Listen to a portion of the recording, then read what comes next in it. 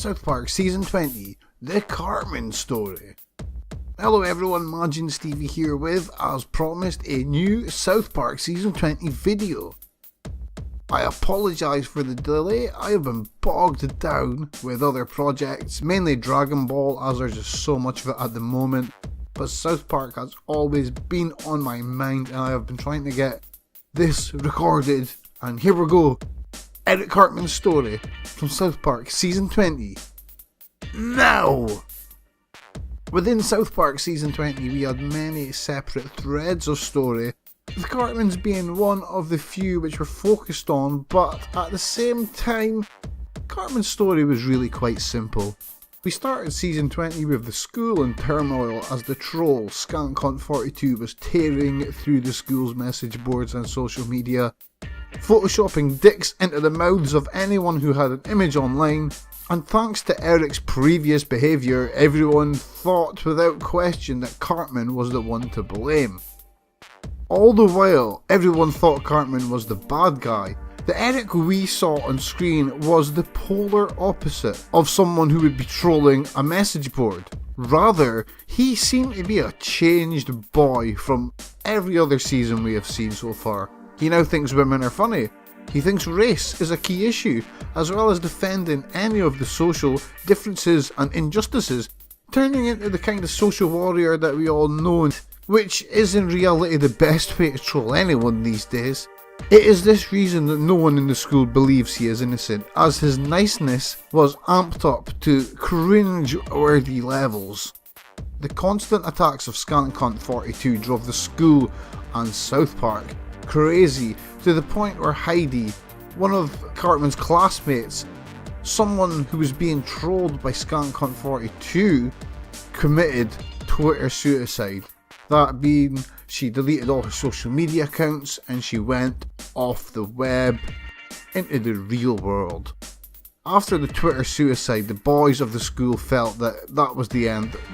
Twitter suicide, that is the last straw, and they had to stop ScantCon42. Obviously they thought ScantCon42 was Cartman, so they set up a bit of an evil plan to stop Cartman. It was a bit reminiscent of Full Metal Jacket when they tie the guy to the bed and they beat him up with a soap. But I digress. The evil plan was hatched and it involved luring poor Eric out into the middle of a forest with the promise of an all-night bro-laced Counter-Strike LAN party. But the party turned out to be a savage attack by the boys, in which, in front of Cartman, who was just screaming the whole time, trying to get this to not happen, they destroyed every single item Cartman owns that could connect him to the internet, committing Twitter murder, social media murder, internet murder on Eric Cartman. After the attack, Cartman was a broken man, but from this sadness he found joy, as this brought him together with fellow internet outcast Heidi. One thing led to another, and Heidi ended up showing Cartman what a vagina looked like, which obviously blew Cartman's mind, and that Cartman and Heidi were a couple from this point on. This action not only made Cartman a nicer person with forgiveness to everyone who had done anything bad to him, he seemed, I thought it was a ploy, but no, it seemed like he was genuinely forgiving of everyone. And yeah, it also brought him together with Heidi, who was Eric's first girlfriend. Eric was in love. It got a bit cringeworthy, but yes, Eric was in love for the first time with someone that's not himself. As the series rolled on, Cartman, with the help of Heidi, was doing his best to try and bring an end to the girls versus boys war that had been plaguing the school, but this was all to no avail, as the war between the boys and girls had gone too far, and Butters had started the new Wieners Out movement, which was just the end for anyone trying to bring everything together, because all the boys were walking about the school with their dicks out. Butters' story is something I'll cover in another video. But yeah, this had a major impact and it pretty much stopped Cartman from being able to bring the school back together. One thing that was bubbling away in the background, but Cartman had never really thought about, was TrollTrace.com. As we got closer to the TrollTrace.com service coming online and making everyone's internet history public to everyone, Cartman realised that his perfect love life may well be ruined. For as much as he had defended women and their comedy in the recent times, he had a dark secret.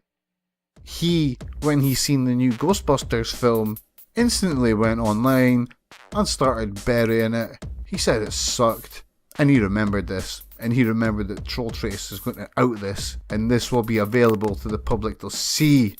It was after this that Cartman's story went from that of a blossoming love between two like-minded and internet-free social justice warriors to that of a boy who needs to stop his girlfriend finding out the horrible stuff he has said about women in the past, and about everyone else, as it would make him a hypocrite, because he's been this really nice chap and that's what made Heidi like him the whole time. And this would be the same hypocrite that we all know and love, but he cannot be showing Heidi this. For Eric, there was only one way to stop this from happening, and that was to get the pair of them to Mars so they could start a new life on Mars, away from Earth's internet history and Troll Trace's reach. There was only one answer to this problem, and that was to head to SpaceX and with their help get to Mars. But to Cartman's surprise, he was not the only person who was trying to get off Earth and go to Mars. There was a queue a mile long full of celebrities and all sorts of people who just wanted to get the hell off Earth because they knew that when their internet history went public, they would be seen as very bad people. Whilst waiting for SpaceX to either get them to Mars or to get rid of the problem, the Cartman story veered off slightly as Heidi managed to work out who has posted what to the internet by way of a technique she had developed called emoji analysis, which uses the patterns of use in emojis and matches them to people, just like how you would match a fingerprint to someone. It is this way she is going to track down and find out who Skankfront42 is. At the same time, Heidi is working out the ins and outs of emoji analysis. Butters, after being filled with some crazy information from Bill Clinton, makes his way to SpaceX to warn Cartman of the female's plan to take all the men on Earth, as they have no use for us, to Mars and lock us up in Mars's semen mines. Yes, semen mines. Bill Clinton told Butters that the women on Earth have no use for us men, so they're going to put us all to Mars, lock us up like cows in a milk factory, and we're going to get milked for our semen and forced to write jokes. This all, it blew my mind, and it blew Cartman's mind too, because Jesus fuck, semen mines? I mean, geez, as you can see on screen now, it's a pretty terrifying thought. And for Cartman, the thought of being locked in the semen mines and being milked of his manhood for eternity just changed Cartman's view on pretty much everything. And by the end of season 20, obviously Troll Trace got stopped, so his internet history was safe. But Eric, after hearing Butters' side of the story, was starting to show a distrust in women again. He had stopped thinking Heidi was funny, and well, it looked like the old Eric Cartman we know and love was prepping for a return. Summing up Eric's story in season 20, I would say that for the most, it was a background story. The plans for the women to take over the Earth may very well have been a plot angle which could have came to fruition if the election had went Hillary's way, but alas, it did not, and Cartman's story, for me anyway, got a bit bland by the end, but in that same end, we had the old Cartman. Well, it looks like we've got the old Cartman back, and that is awesome!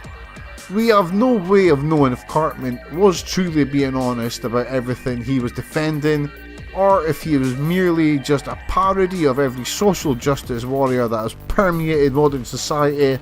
But either way, it was always good to have Eric Cartman on screen, and I cannot wait to see what happens with young Eric in season 21. Remember and subscribe for more South Park and of course Dragon Ball and whatever the fuck else I want. Imagine Stevie. See you guys. I'm going home.